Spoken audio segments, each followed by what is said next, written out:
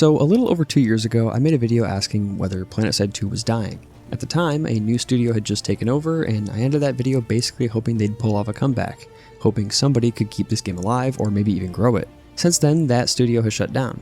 The game got sold off to a company most people have never heard of, and somehow, in the middle of all of that, PlanetSide 2 is still going. There was a patch just 8 days ago at the time of recording this video. So that's the question I'm going to be trying to answer today. Is PlanetSide 2 truly dead in 2026? The answer turned out to be way more interesting than I thought. In case you missed my last video, I'd strongly recommend going back and watching that because it gives you some context as to where the game was at since I last covered it. Also, if you enjoy this type of content, maybe consider subscribing since only about 0.3% of viewers are subscribed to the channel. Subscribing and turning on post notifications really helps support the channel. Also, if you're looking for the best way to get in touch with me or just a place to hang out with other viewers of the channel, check out the Discord. The link for that will be in the description down below. Anyways, let's get back to the video. First, I think it's good to do a quick recap for anyone who didn't see the last video, and honestly for anyone who's never touched the game. PlanetSide 2 is a free-to-play MMO first-person shooter that came out back in November of 2012. 3 factions, the Terran Republic, the New Conglomerate, and the Vanu Sovereignty fight over a moon called Araxis across a handful of continents in battles that can genuinely have hundreds of players in one fight. There is nothing else quite like it. That's the whole reason people still care about a 13-year-old shooter. PlanetSide 2 is a game that I always love to come back to every now and again because of the nostalgia, of course, but also because of the simplicity of the game. It is the perfect mix of arcadey and tactical to me, and it's just one of those games that I can really just sit down and play for hours at a time. It also gives me that sense of large-scale FPS combat that even Battlefield can't truly achieve. It also looks incredible for its age, and still has a fairly large community behind it. Now, when people ask, is the game dead, they almost always mean one thing, that being the player count. They pull up the Steam charts, see a small number, and call it there. And I get it, and I feel like it's easy to fall into that trap because it's only half the question, because there are really 2 separate things going on here, and they have completely different answers. The first question is the game playable right now? Can you log in right now and get a real fight? And the second question is the game actually being developed, or is it just being kept alive? Because those are not the same thing, and the gap between them has kind of been the story of the last 2 years.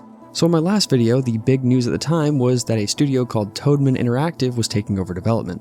That was all the way back in April 2024, and I said I hoped they could do something with the game. Since then, things have really been shaken up. First, the PlanetSide IP itself had been sold. Back in 2024, Daybreak sold the rights to PlanetSide for around $5.9 million to a company called Baytree Tower Limited, tied to a Hong Kong firm called Astrapto Capital. And then, just about a month ago, a new copyright filing surfaced suggesting the IP had changed hands again, this time to Tencent, one of the biggest game companies on the planet. But here's the important part. Tencent apparently picked up the IP, the rights to the PlanetSide name and universe, not the game itself. PlanetSide 2 is still developed and run by the same people under EG7. So as of now, the company that owns PlanetSide, the studio that develops it, and the label that publishes it are 3 different entities.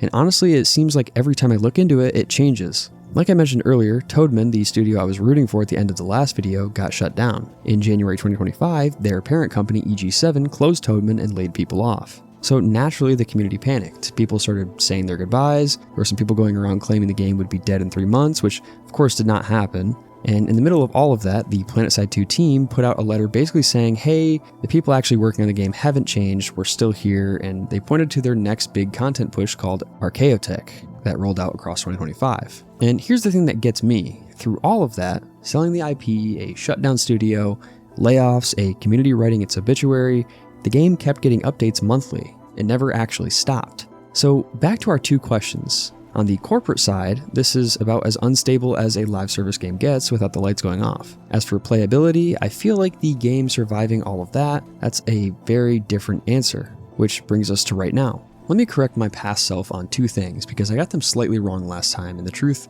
actually matters here. Correction 1 is consoles. In the last video I said PS4 was basically abandoned, no longer getting updates. That's not entirely true in 2026. The PS4 servers are still up and still getting routine maintenance. There was scheduled server downtime for PS4 as recently as June, and the game runs on PS5 through backwards compatibility. Now, to be fair to past me, the real development, the actual content, all happens on the PC side. Consoles are on life support inside a game that itself is kind of on life support, but abandoned was too strong, so that's my bad. Correction 2 is the player count. And this one's important. Last time I threw out a number like 16 or 17,000 daily players. I need to walk that back a little because that number is technically real but very misleading since that's daily unique logins, so everybody who touched the game across 24 hours. It is not how many players are online at once. If you actually look at concurrent players, how many are on at the same time, on Steam, it's a few hundred, peaking somewhere around 500 on a good day. However, PlanetSide 2 has its own standalone launcher that Steam doesn't track, plus the console players, so the true concurrent number is higher than that Steam figure. But it's very likely not 16,000 at once. I believe the real population is probably somewhere in between, and it's a lot smaller than the number I gave in the last video and a lot bigger than the number on Steam charts. Despite the lower player counts relative to the game's history, the game funnels everyone onto 1 or 2 servers and 1 or 2 continents at a time. So even a lower total population concentrates into battles that still feel massive, and that's what makes this game still playable over a decade later. But now looking at what kind of updates the game's been getting in 2026, because this is what really matters for the game. Going down the patch list this year, and it's mostly new cosmetics, returning seasonal items, small balance tweaks, bug fixes, and a patch in July where they turned the public test server into a crash diagnostic tool, asking players to help them reproduce an ongoing wave of crashes. So at the end of the day, it kind of just seems like they're keeping the lights on rather than building onto the future of the PlanetSide IP. Which is not nothing since it means somebody still cares, but it answers question 2 pretty clearly.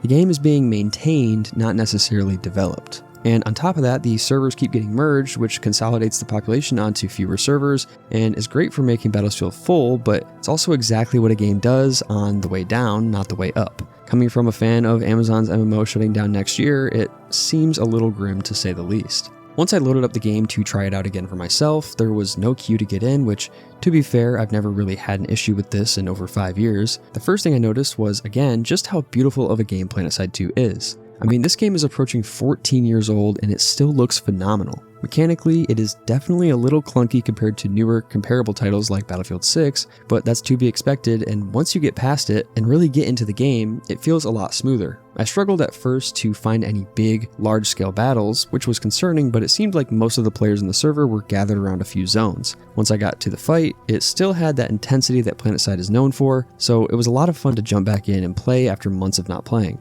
I didn't run into any game-breaking issues, crashes, or hackers, which some people say are still a massive issue, but most importantly, I had fun. I played for a solid hour, and in that time I never once thought I should have enough gameplay recorded, I can just call it here. I just kept wanting to play the game, and I feel like its arcadiness really makes it so playable after all these years. So let's actually answer it.